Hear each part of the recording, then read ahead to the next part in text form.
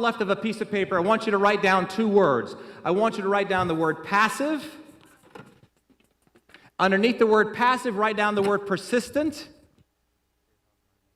Make sure you have enough room to write a sentence to the right of each word. What is the negative side effect of being passive? Please write this down.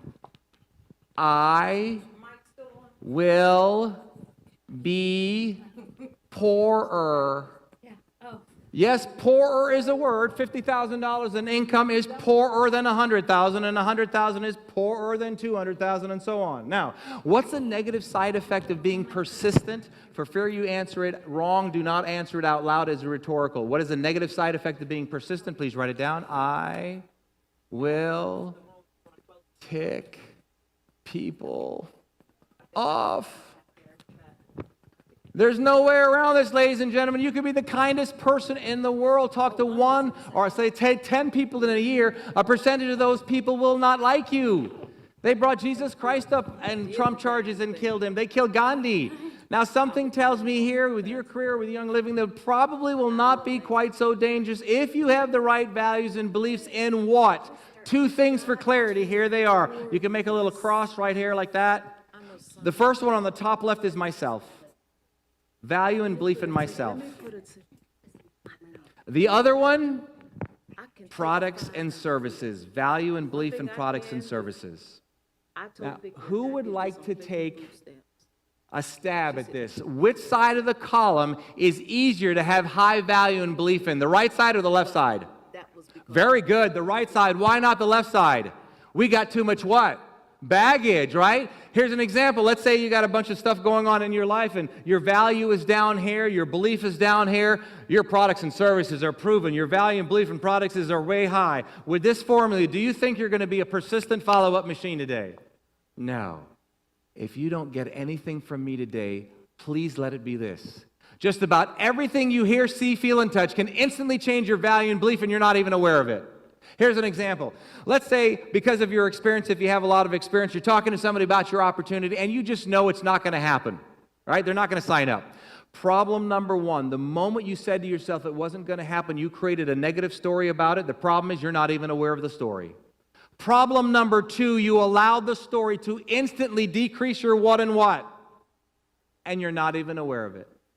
On the other hand, how many, let's say because of your experience, you talk to somebody, because of your experience, you know they're going to sign up. Problem number 1, the moment you committed in your mind that they were going to sign up, the problem is you created a positive story, you don't even know what the story is. Problem number 2, you instantly allowed the story to increase your what and what, and don't even know it. You know where the problem is here? The problem is here, that causes us to become an emotional roller coaster. You become like a kite in the wind. Wherever you get blown, that's where you go. I get a bunch of no's, I can't make more calls. Somebody says yes to me, wow, I'm excited. And you're like this. Who do you think is going to have more success? Somebody that's on an emotional roller coaster like this, or somebody that's doing something like this? Yeah, this is what we want right here. Now, I want you to write down 2 numbers. I want you to write down 100 times 10 and 1,000 times 1. These numbers are equal to the same. They're numbers in principle for marketing. Which one is smart? Which one is stupid? Calling 100 people times 1, is that smart or stupid over calling 1,000 people times 1? I'm sorry, 10. Calling 100 people times 10 is smart. Nice and loud. Say it with me. It's what? Smart. So then calling 1,000 people times 1 is stupid. Nice and loud. Say that with me. It's what? Stupid. Let me share with you how stupid we as very intelligent people can become if we're not careful. Let's say you get a phone number for somebody to call. You make a phone call, you leave a message, they don't call you back. Why in the world would you expect them to call you back? I have no idea. It's called network marketing. Question for you, simple. How many of you here truly want to control your financial destiny? Then you make the phone call. Don't wait around for somebody to call you. That's crazy. So what should you do with that number now? Call it again. So you pick up the phone, it does not get any heavier. It's the exact same weight it was when they manufactured it. You don't have a fear of cold calling. I tell you what you have. I tell you what Gary has. We have a little negative self-talk that goes like this. I wonder if I call him again, I might be calling them too early in the day. Oh, if I call him twice, I could call him too late at night. If I call him another time, maybe I could be bugging them. Oh, if I call him one more time, I could just tick them off. And before you know it, you take that number, you put it away without even thinking about it. You go to a brand new number. Why a brand new number? You need to know that for clarity because you have nothing negatively associated to it.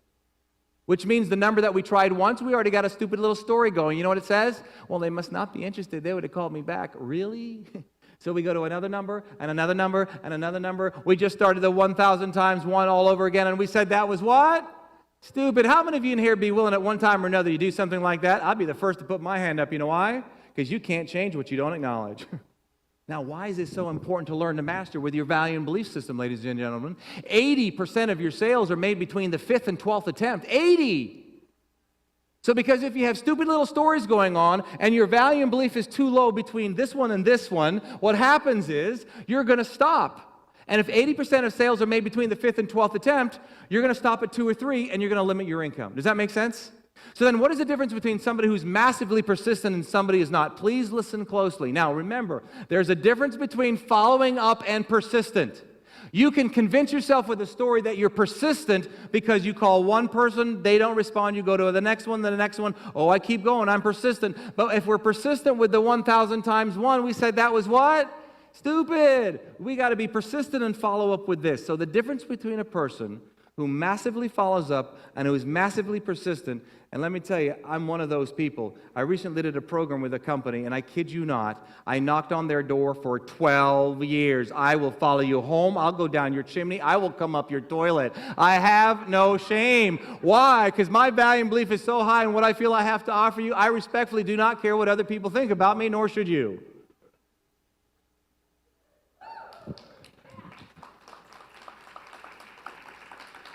The difference between somebody like myself who's massively persistent and follows up and somebody who's not is I am aware of my own negative self-talk. I am no different than anybody else, but I have mastered the discipline through extremely high value and belief to ignore it when it is not in harmony with my goals, which I write down every single day. The person who does not massively follow up and is not persistent is either aware or not aware of their own negative self-talk, but either way, they cave in and obey it. That is